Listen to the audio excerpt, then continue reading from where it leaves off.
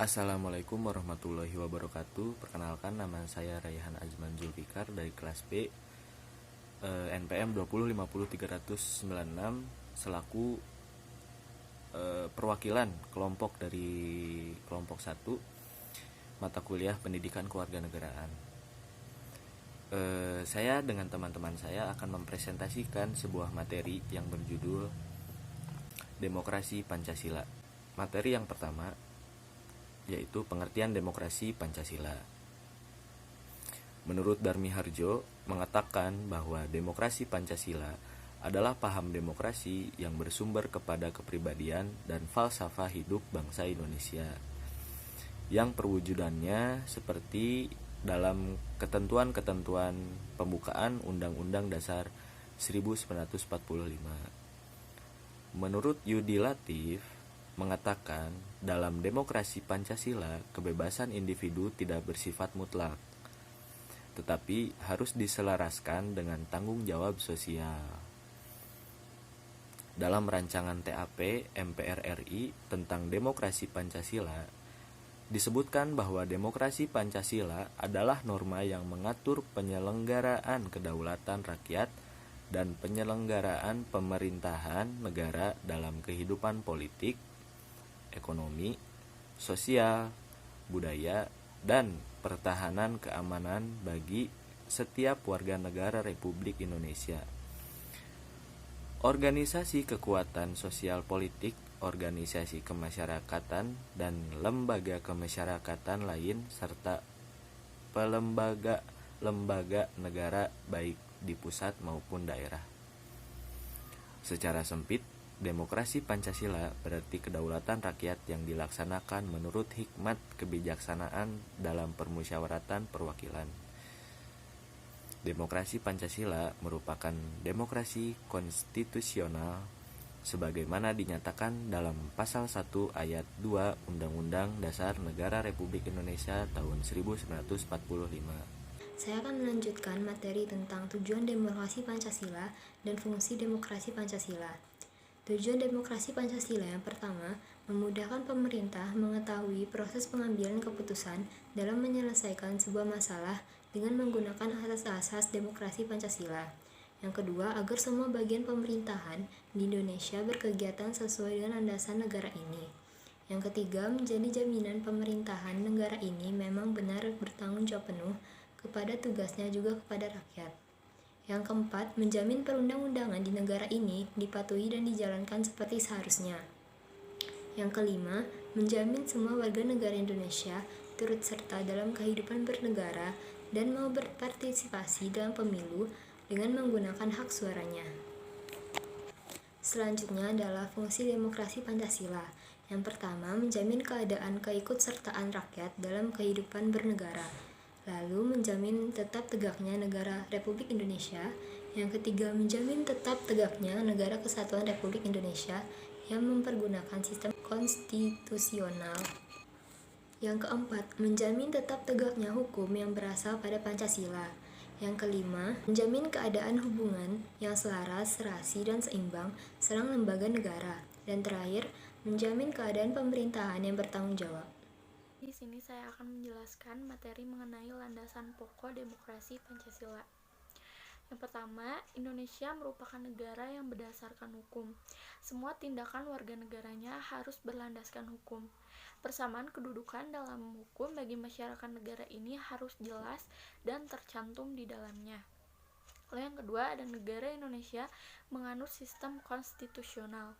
Pemerintah negara Indonesia beraktivitas berdasarkan sistem konstitusional atau hukum dasar yang tidak bersifat absolut.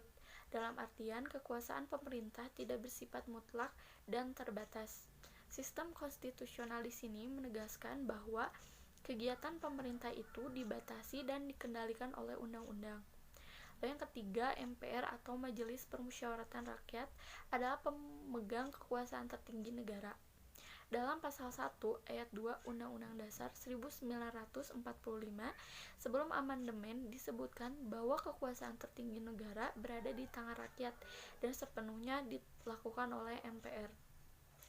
Berarti jelas bahwa MPR adalah pemegang kekuasaan tertinggi negara. Adapun tugas-tugas dari MPR adalah menetapkan undang-undang dasar, menetapkan GBHN, dan memilih serta mengangkat presiden dan wakil presiden. Lalu yang keempat, presiden merupakan penyelenggara pemerintah tertinggi di bawah MPR. Presiden merupakan penyelenggara pemerintah tertinggi di bawah kendali MPR. Presiden diangkat oleh MPR, berarti presiden juga dalam melaksanakan tugasnya harus tunduk dan bertanggung jawab kepada majelis tersebut. Presiden merupakan mendataris MPR dan wajib menjalankan berbagai putusannya. Saya akan menjelaskan slide 6, landasan pokok demokrasi Pancasila. Yang pertama, pengawasan terhadap Dewan Perwakilan Rakyat.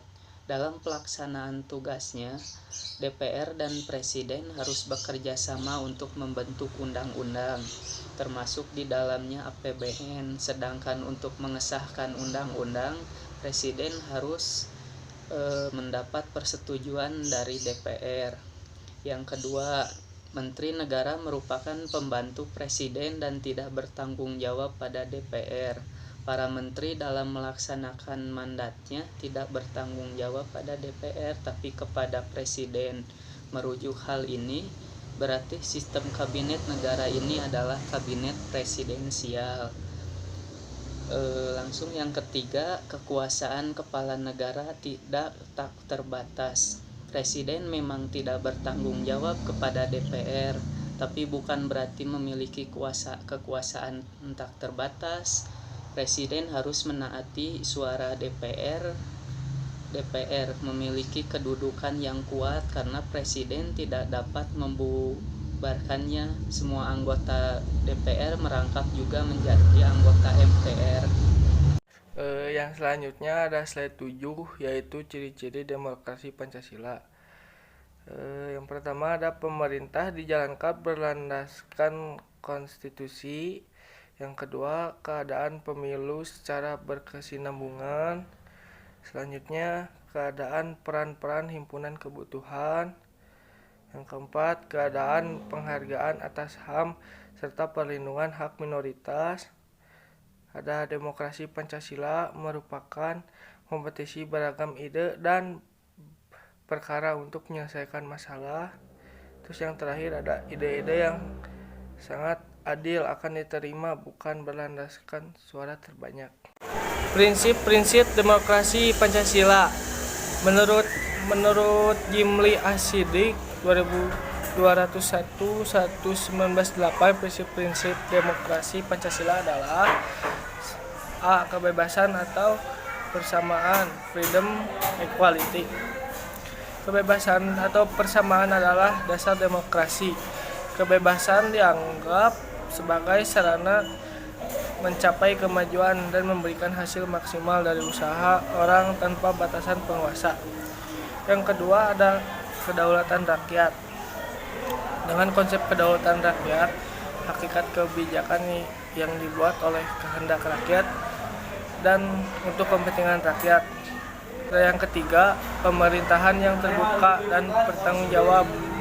Pemerintahan yang terbuka dan bertanggung jawab antara lain seperti Dewan Perwakilan Rakyat yang representatif, badan kehakiman atau peradilan yang bebas dan merdeka, pers yang bebas, jaminan akan hak-hak dasar dan hak-hak minoritas dan sebagainya.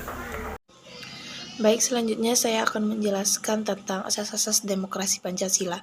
Yang pertama di sini ada asas kerakyatan. Asas kerakyatan ini adalah asas yang mendasari kesadaran, kecintaan terhadap rakyat, juga memiliki jiwa kerakyatan, baik berupa nasib ataupun cita-cita. Maksudnya di sini kita bisa memiliki rasa cinta dan kita bisa memiliki rasa ingin menyatu terhadap rakyat agar tercipta suatu kesatuan dalam mencapai suatu tujuan.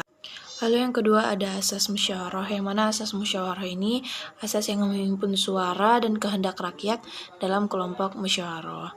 Maka ketika ada permasalahan di dalam rakyat, maka di situ bisa dimusyawarahkan terlebih dahulu atau bisa disepakati terlebih dahulu maunya bagaimana atau seperti apa. Nah, agar di dalam masyarakat itu tidak terjadi permasalahan atau perpecahan di antara masyarakat, maka itu harus ada dimusyawarahkan. Lalu yang ketiga ada asas penjaminan HAM. Negara yang berdasarkan demokrasi Pancasila itu sangat menghargai adanya hak asasi manusia atau adanya HAM.